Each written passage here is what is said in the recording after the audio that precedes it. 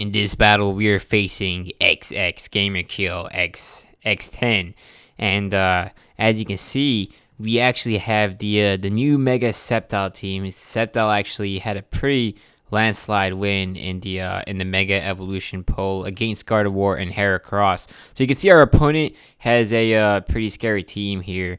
He had Lunella too, and all this is actually PvP. Which is surprising. So I'm telling y'all, when I challenged this guy, his rank would have not shown that he was a high level player, but it's because the leaderboards keep resetting. But you can clearly see that this guy is, because of just the equipment he has available. So, anyways, he actually leads with the Mew here, and I decide to lead with the Mienshao because normally I like leading with Mienshao. It's a pretty good lead for this team. This is actually not the first battle I recorded with this team. It was, I think, the fourth or the third one, but I actually don't know. But it doesn't matter. But what I'm saying here is normally I lead with Mienshao. However, sometimes it can actually benefit to lead with the Sceptile because its ability Lightning Rod can be really useful to shut down electric types. And also its Mega Evolution just has a great matchup, whereas before Mega Evolves, it only has a regular resistance rather than a quad resistance or immunity against Mold Breaker Pokemon. So anyways, that's that. So if you see that situation, or a situation where you might need the 145 base speed, it may be more beneficial to Mega Evolve right off the bat and get a substitute up. So here on the Mew, I went for the U-turn and I got Heatran in, and I was really praying that he didn't have Drain Punch, and good thing he does not seem to have it. He just goes for another bulk up here, so I'm going to get my Toxic off. Definitely want to make use of this Mew, and once he gets Toxic, most of the time, he's going to be on a timer, so he has to start attacking soon, and if he doesn't, it's just going to be good for me, and I can always just kind of stall it out, because, he's also only boosting his physical defense and physical attack, so Sceptile is still going to outspeed and probably do massive damage with Leaf Storm, and it could just also stall with substitutes. And Mienshao can also just fake out too. So this is not that scary to me. Anyways, I'm just gonna go for the Magma Storm. I was thinking, well, if he's so confident as to be going for the for multiple bulk ups in front of Heatran, he probably has rest. That was my assumption, or he might have Drain Punch, or I actually don't know. Because Mew can have a lot of sets. It has a lot of versatility since it can learn almost any move in the game. That I don't know, and I wish I could figure it out what he was doing, but because he got so greedy, he died to the combination of the Toxic, the Magma Storm chip damage, and the Magma Storm itself. So that was Mew completely out of the picture, which is kind of funny. It could have definitely done something, since it was almost probably at +4 right there, and now basically we have a 6v5 with Stealth up. And he basically, the only team we've lost is PP. It's crazy. And yeah, I definitely gotta say that is definitely a good trade-off there. So unfortunately, the Darkrai comes off. Darkrai is probably one of my favorite mythicals in terms of design, but playing against it is annoying. It just sucks. You really don't want to have to fight people that use this Pokemon, especially when they don't follow the sleep clause. So this guy, he's obviously going to make use of his sleep ability. He's going to go for the Hypnosis. We do get lucky because he misses. However, we missed the much more accurate Toxic at I think it's 85% accuracy. So we missed that, and he missed his 60% Hypnosis. So that's still kind of a neutral trade-off. I didn't really know who switches into the Hypnosis, but I was thinking, well, if I sacrifice the Heatran, as long as this guy isn't a Mad Lad, once he gets his Hypnosis, he shouldn't go for round 2 directly after. So he does land the Hypnosis here, and I'm thinking, well, now the Heatran is asleep, and I definitely don't want to go messing around trying to let this guy set up, because normally some of these Darkrai's, they're going to have Substitute or Nasty Plot. So here they're going to go for a Substitute, and then they might go for a Nasty Plot, just so they can be annoying, because with the Substitute up, then they get a guaranteed turn to be able to put a faster Pokemon to sleep, or even potentially attack if they have good damage output. So here, anyways, I'm thinking, well, now it's Sceptile time. Sceptile is literally the only way I can comfortably beat this out, because I actually don't know what his set is, so I don't want to really mess with it, to be honest. Mienshao also looks good.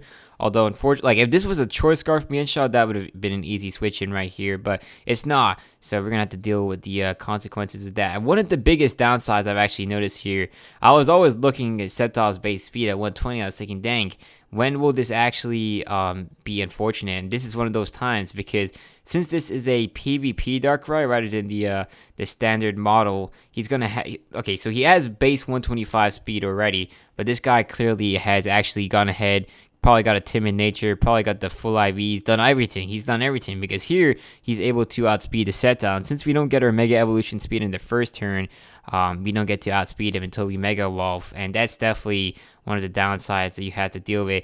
Now, is it worth running Protect in light of this? Probably not, but you know, it's still something to account for with Sceptile, which is potentially why you might actually want to consider leading with it, going for a substitute on the first turn, because you should be able to outspeed still the majority of the metagame, and then like after that you can probably dish out an attack. So anyways, I was really hoping I could outspeed so I could substitute on the Hypnosis, but unfortunately we did not get that luxury. But it's also not too big a deal, because I mean, with this Hypnosis we can actually technically wake up the next turn if you get it pretty nice and lucky. So I'm going to go for a substitute. And luckily, we do wake up, so we get that substitute up. And we're also not going to be taking damage from the whatever his ability is. And he's actually not that smart. He goes for the T-Ball here against the Sceptile. I'm not sure why you would do that ever, but you know, that's definitely one of the luxuries of the Septile. You get the that nice special attack boost if someone messes up. So I went for a Dragon Pulse there instead of a Focus Blast, because I actually thought it would be enough to KO. It looks like I was wrong, but it doesn't matter anyways, because he went for Hypnosis on the substitute. So, you know, we'll take that. And I feel like when you have a substitute up, you can afford to make a little bit, or to be a little bit more safe rather than having to go for the riskier options. Because I was thinking, well, I'd rather take some damage with Dragon Pulse than no damage with Focus Blast. And I don't want to go for a Leaf Storm, because I know for sure at +1 we could probably pick up another KO if this guy is not too smart. So he actually goes into the Gardevoir here.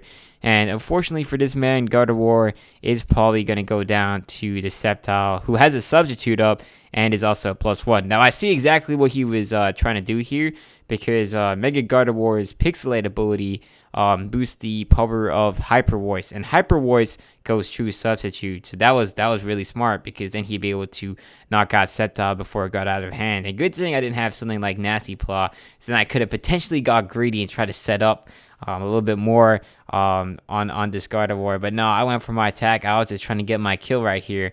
So you will see though that this is actually a shiny Mega Gardevoir. I had to say, man, this guy has such a cool team. He's got the full shiny loadout that's legitimate, and he's also got some legendaries. I wouldn't say he's not necessarily abusing the legendaries. He's got a controllable amount of them, although you know, they're very powerful and they definitely do contribute to his team, but without being over the top. Like if this guy was using something like Mega Rayquaza, I would definitely not like him that much. Like my respect levels will be lower, but he's using a little bit more of a fair choice, I'd say, with maybe Lunella. I don't know how fair that is. It's still really good.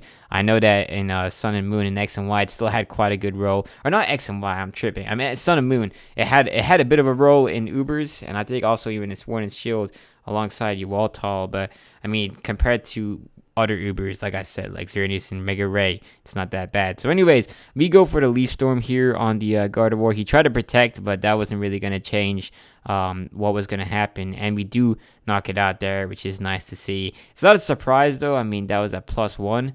If he lived, I would be disappointed in the Mega Sceptile, but you know, that's definitely nice. And we had the substitute still up.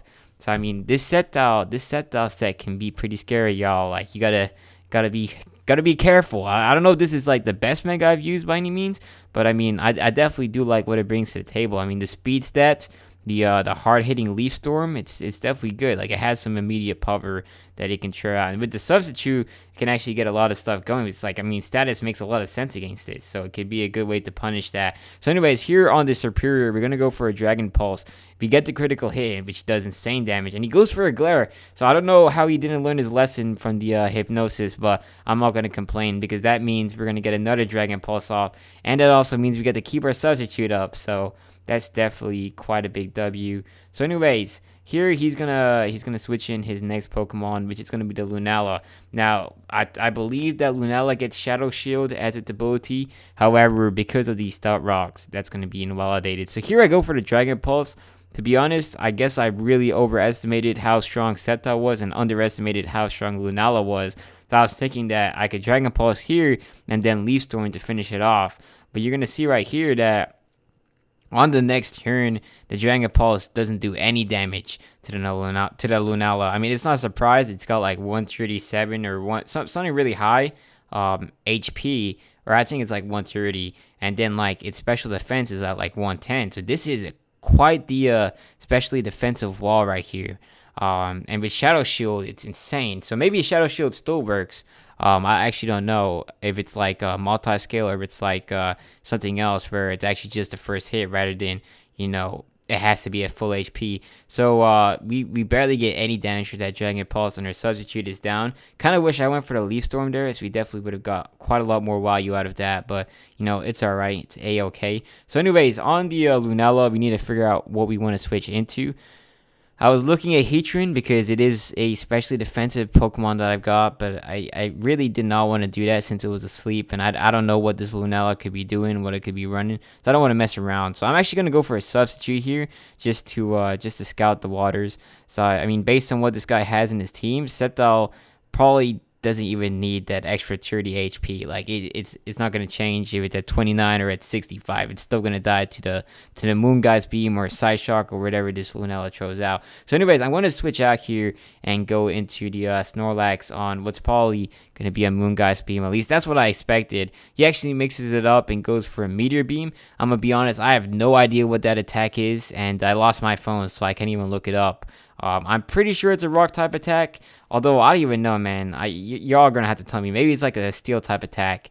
Maybe it's a new attack from Scarlet and Violet, but it's definitely interesting. So here, he's going to go into the Toxapex on the Earthquake, which is quite a lot of damage. We do get lucky with the critical hit. I'm definitely not going to complain about that one. So anyways, I was thinking, dang, this is actually quite a good matchup for Snorlax. It's slightly an annoying one because technically neither of them really will be able to finish each other off, but it's a good because we have rest and because we're so bulky. I mean, Snorlax has a pretty easy time against a Pokemon like Toxapex. Now, need I say, if I had immunity rather than Tick Fat, which is the ability I have right now, it definitely would have been quite a little bit more convenient. So, anyways, I decided to speed this up by 4 times speed because this was. We're about 12 minutes in, and this battle was 27 minutes. So the rest of this was just me trying to take out this Toxapex. It was so annoying. It's crazy. Like, I use Toxapex. I can definitely... That's why I wasn't mad. I was not mad because I can understand. I probably do this to other people myself. But, like, I was like, oh, my God. Because, like, I mean, like, truth be told, like, he was not going to take out the Snorlax. This was not a 1v1 he was winning. But yet he was still going for it. I gotta respect it. This man was fighting till the end. But it was also so annoying because there is so many times I get so close to, comfortably almost getting the KO, and then he'd be able to recover, and then get back to a safe amount of HP. I was like, bruh, we were so close to the KO, man. And like I actually went for the body slam at the start. My idea was if I can get the paralyze, there's a chance I could cheese my way out of this 1v1. Although you'll see here at the times where I needed to get my paralysis, I did not end up getting my paralysis, and it was truly unfortunate. So anyways, the Lunella is going to come back out here on the Snorlax. You might be asking, why didn't you just try and get the KO in the Toxapex? Because there were opportunities. And need I say, the truth is, this sounds really stupid, but I was actually just trying to go for the clean sheet here. Like, I wanted to get all 6 Pokemon alive, which is why I was making this a little bit more difficult for myself. Like, Loki could have just thrown out Mienshao or Sceptile at some point in here, and then I couldn't just try and get some damage. So, he'd have to recover. I guess he could kind of play around with Sceptile, but Dragon Pulse would do pretty good damage. Then I could go into Mienshao. I could fake out maybe U-turn. I actually don't know. Mienshao I can't really touch Toxapex. If I had knockoff, it would help quite a lot. But I was willing to compromise that for Hidden Power Ice. However, I'm thinking actually for the Mienshao, I might actually opt for knockoff rather than fake out. Because I do want to have Hidden Power Ice. I think it's going to be useful. And fake out is good, but I don't know if I fully want to run it anymore. So anyways, One thing I may as well do is I realized that since this is not live commentation, I haven't been able to explain it. But this team, how does it work to support Mega Sceptile? So I mean, you'll see that Mega Sceptile with its grass and dragon typing is a pretty good Pokemon actually defensively. Like it might not have the perfect defensive type, but it has a lot of really good resistances like water and electric, which it actually has an immunity to, and it will punish it. So it's going to make the opponent think twice about using electric type attacks. So how do you capitalize off of that? You use a Pokemon that's 4 times weak to electric type attacks, which is Gyarados here. And I also realized that Heatran and Mega Sceptile synergize so good. I mean, Heatran takes in the fairy type attacks that you're going to see a lot of the times, bug type attacks, poison type attacks, you name it, almost anything that Sceptile is scared of. And Sceptile can switch in on the ground and water type attacks that Heatran does not like. And I mean, not really the fighting type attacks, but that's why I got Gyarados to an extent. I probably do need to get a better fighting type switching, and that's something I'll have to figure out. Now, Snorlax is just there to be a general special wall for, I forgot the exact precise reasons I chose Snorlax, but actually I will say it has been quite a good contributor to the team. Corviknight is here as a defogger and also just as another Earthquake switch-ins. I don't want to fully leave all the burden to Gyarados and Sceptile. And then we have the Mienshao, which is just an attacker. Now, need I say, I actually completely sold on the clean sheet. It's alright though. I mean, we did get the KO, which is what matters, but that right there is going to be GG.